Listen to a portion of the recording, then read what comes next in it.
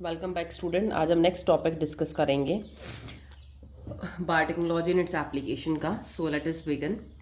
Applications के बारे में बात करेंगे कि कहाँ कहाँ पे हमारी बायोटेक्नोलॉजी अप्लाई होती है। Some of the application of biotechnology in agriculture that you will study in detail are the production of pest resistant plants. सबसे पहले हमारा जो है कि हम प्लांट्स को कैसा बना रहे हैं, पेस्ट रेजिस्टेंट, में कोई भी पेस्ट एक्ट या कुछ भी अटैक नहीं करेगा, which could decrease the amount of pesticide, और इसकी वजह से हमारे पेस्टिसाइड का जो यूज़ है वो भी डिक्रीज हो जाएगा। BT toxin is produced by a bacterium called bacillus thuringiensis. तो देखो, एक टॉक्सिन है जिसका नाम है बीटी।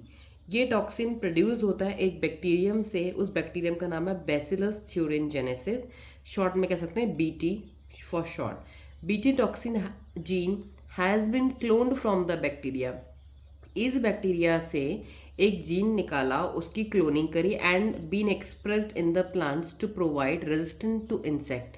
और प्लांट्स में उसको डालने के बाद प्लांट्स को क्या बना दिया, इंसेक्ट्स के रेजिस्टेंट बना दिया, ताकि हमें कोई भी इंसेक्टिसाइड प्लांट में डालने की ज़रूरत ना पड़े। In effect created a biopesticide. तो ये हमारा एक तरीके का बायोपेस्टिसाइड, मतलब हमें कोई भी पेस्टिसाइड ना, तो नेचुरली हम कैसे प्लांट्स में कोई भी इंसेक्ट अटैक करे वो खुद ही किल हो जाए विदाउट यूजिंग एनी केमिकल, तो ये बायोपेस्टिसाइड हो गया।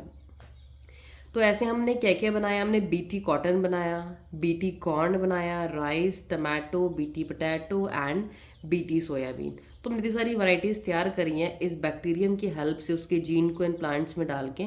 So will study this method in detail. So will study about BT cotton, हमने कैसे ये वैरायटी तैयार की। Some strains of Bacillus thuringiensis produce protein that kill in certain insects such as Lepidopterans, tobacco budworm, armyworm, coleopterans, beetles and dipterans, fleas, mosquitoes।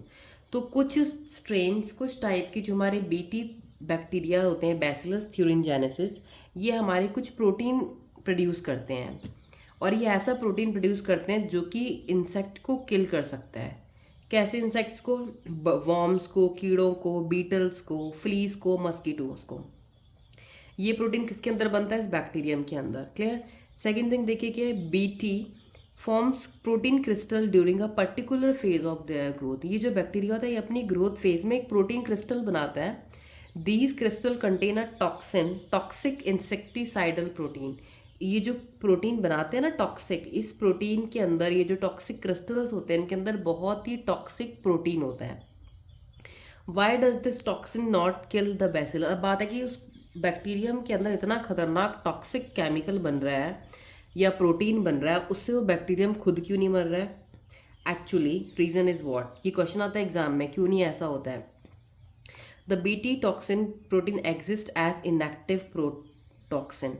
जो BT toxin होता है ना bacterium के अंदर, वो किसकी फॉर्म में मिलता है, वो इनएक्टिव होता है, एज अ प्रोटॉक्सिन की फॉर्म में बैक्टीरियम के अंदर होता है। But once an insect ingest the inactive toxin, जैसे ही कोई इंसेक्ट उस टॉक्सिन को खाता है, उसको अपने टॉक्सिन को अपने अंदर करता है इनएक्टिव फॉर्म को, दैट इनएक्टिव टॉक्सिन उस बैक्टीरियम के अंदर is converted into a active form. वो इनएक्टिव प्रोटॉक्सिन उस बैक्टीरियम, जैसे कोई इंसेक्ट खाएगा उसके अंदर आके क्या हो जाता है, एक्टिव हो जाता है। क्यों?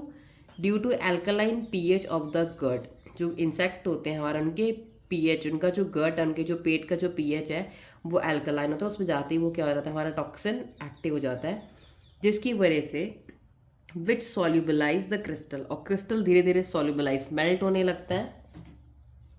The activated toxin binds to the surface of midgut. फिर जो टॉक्सिन एक्टिव हो गया है वो उस इंसेक्ट के मिडगट में जाके एपिथेलियल सेल्स के साथ बाइंड करता है, एंड बाइंड करने के बाद create pores that cause cell swelling, और उनकी उस वो एपिथेलियल सेल्स में पोर कॉज कर देता है सेल की swelling and lysis and eventually cause death, और फाइनली उस इंसेक्ट की क्या होती है, डेथ हो जाती है।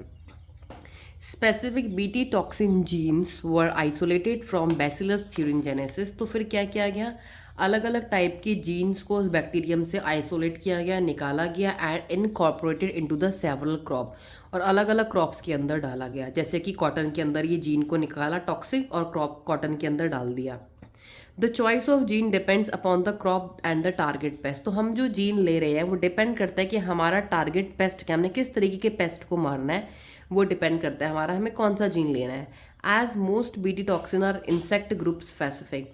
ज़्यादातर हमारे बीटी टॉक्सिन जो होते हैं वो इंसेक्ट ग्रुप स्पेसिफिक होते हैं, इंसेक्ट्स को किल करते हैं। The toxin is coded by a gene cry first AC named cry. तो हमारा जो टॉक्सिन होता है ना, ये कोड करता है। ये टॉक्सिन कौन बनाता है? एक जीन जिसका नाम है क्राई फर्स्ट एसी, जिसको हम शॉर्ट में कहेंगे cry. These there are number of them. ऐसे हमारे बहुत टाइप के क्राई होते हैं।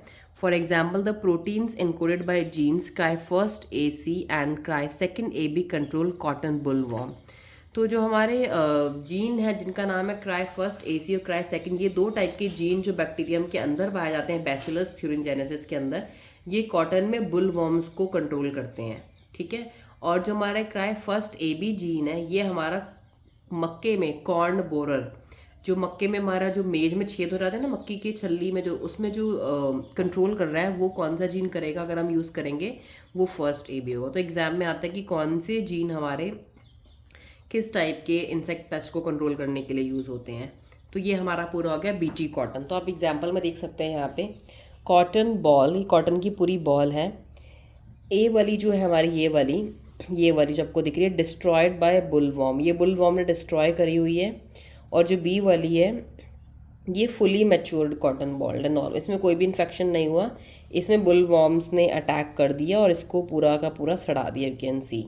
तो this is the way what makes difference, कि कैसे हम जेनेटिकली किसी ऑर्गेनिज्म से, बैक्टीरियम से जीन निकाल के कॉटन की क्रॉप में डाल के उसको रेजिस्टेंट बना सकते हैं। कि कोई भी इंसेक्ट जैसे ही कॉटन की बॉल में अटैक करने आएगा, जैसे यहाँ पे, तो उसकी बॉडी में वो टॉक्सिन जाएगा, और उस बॉडी में टॉक्सिन जाएगा उस इंसेक्ट की, और टॉक्सिन उसके पीएच, जो एल्कलाइन पीएच है उसके गट में, उसके साथ जाके वो एक्टिव हो जाएगा। एक्टिव होने के बाद उसके एपिथेलियल सेल्स के जो गट के उनको लाइनिंग में उनको उनमें पोर्स क्रिएट करेगा, छेद और स्वेलिंग, और फिर फाइनली उस इंसेक्ट की डेथ हो जाएगी उस कॉटन के प्लांट में अटैक करते ही naturally.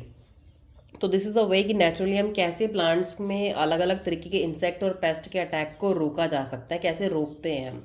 This is the best example to study. तो आपको ये जीन्स के नेम भी लर्न करने हैं, और कैसे वो इंसेक्ट का जो प्रोटोटॉक्सिन है वो कैसे एक्टिवेट होता है, ये आपको लर्न करना है, और क्यों इंसेक्ट खुद डाई नहीं होता इतना खतरनाक टॉक्सिन कैरी करने के बाद भी।